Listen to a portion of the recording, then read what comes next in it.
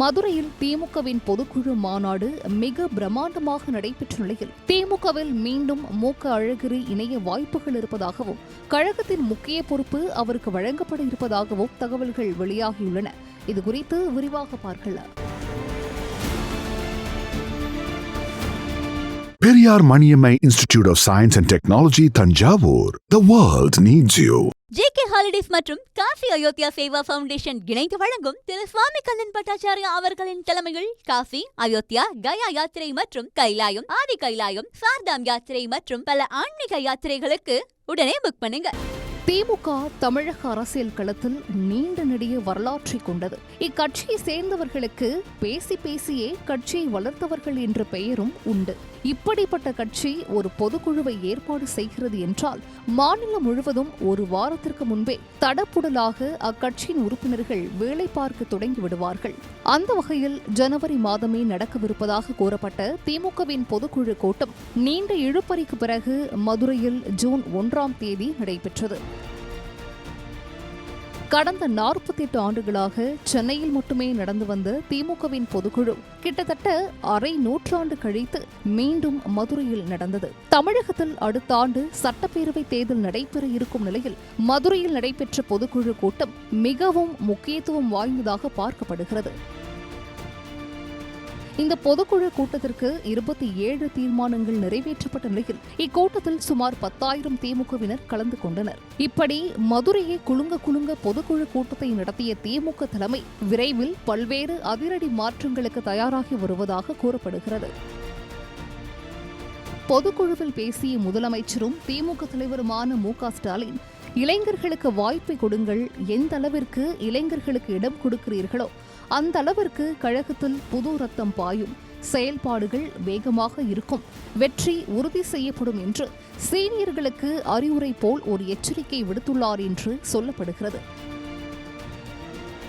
காரணம், கட்சியில் உள்ள சீனியர்களை ஓரங்கட்டி இளைஞரணை சேர்ந்தவர்களுக்கு அதிக வாய்ப்புகளை கொடுக்கவே திமுக தலைமை திட்டமிட்டுள்ளதா? அப்போதுதான் கட்சிக்கான எதிர்காலம் என்ற ஒன்றும் இருக்கும் என்பதோடு அரசியலில் குதித்துள்ள புது வரவுகளுக்கு டஃப் கொடுக்க முடியும் என்று தலைமை நினைப்பதாக அறிவாலய வட்டாரங்கள் தெரிவிக்கின்றன. அதன் அடிப்படையில் தற்போது திமுகவில் அமைச்சர் ஐ. பெரியசாமி, திருச்சி சிவா, ராசா, அந்தியூர் செல்வராஜ், கனிமொழி ஆகிய 5 துணை பொதுச் செயலாளர்கள் இருக்கின்றனர். அவர்களோடு 1 அல்லது 2 பேர் புதிதாக சேர்க்கப்பட உள்ளதாக கூறப்படுகிறது. மேலும் தலைமை கழகத்தின் அமைப்பில் மாற்றம் கொண்டு வரவும் இறுதிக்கட்ட ஆலோசனைகள் நடந்து கொண்டிருப்பதாக தகவல்கள் தெரிவிக்கின்றன.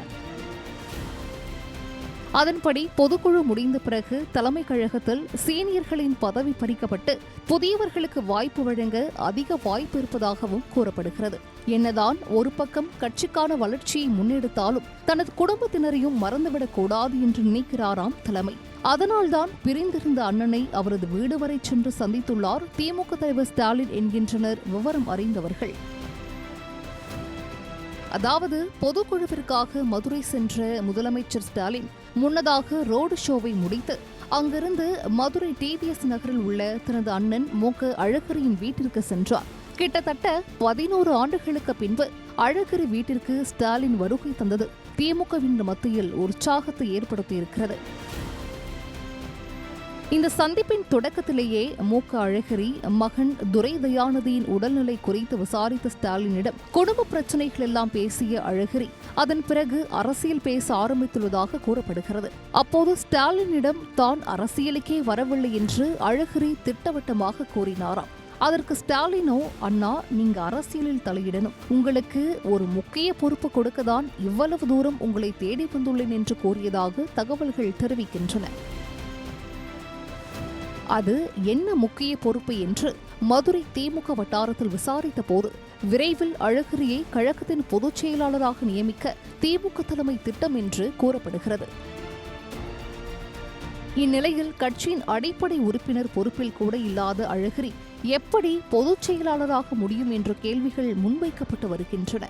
காரணம், கடந்த சில ஆண்டுகளுக்கு முன்னர் கருணாநிதி தலைமையில் திமுக இருந்தபோது கட்சிக்குள் ஏற்பட்ட உட்கட்சி பூசல் மற்றும் அதிகார மோதல் காரணமாக மு.க. அழகிரி மற்றும் அவரது ஆதரவாளர்கள் திமுகவிலிருந்து நீக்கப்பட்டனர்.